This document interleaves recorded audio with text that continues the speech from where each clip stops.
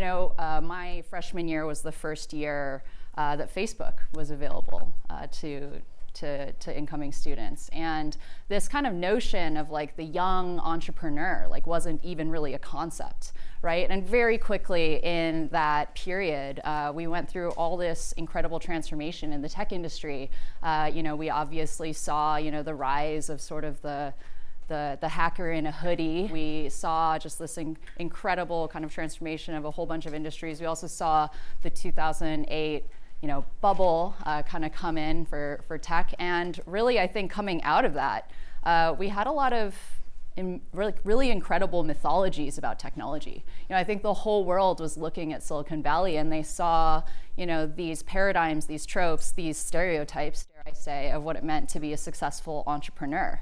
There was, I think, a prevailing idea that you were a coder, that you had a ton of confidence, that you walked around with this vision that propelled you into the future and you didn't care what anybody else had to say or think about it.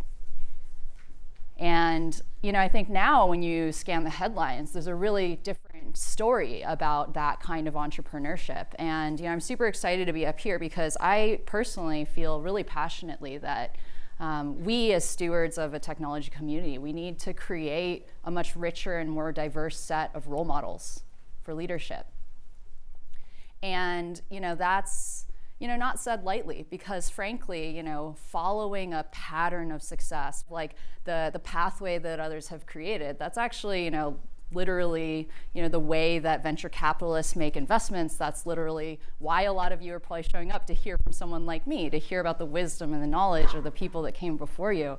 So it's scarier and it's harder to invent a different template for success, right? It's actually riskier and it puts more of yourself at stake to actually go out there and try to lead in a way that is different. And I've had that tension and conflict in a lot of my key moments that I've had leading up to where I am today. And I'm hoping to share some of that with you overall. But I mean, if I were to just describe, what my journey has been, it's very much been about learning to reinvent myself, but to actually kind of have ownership over that.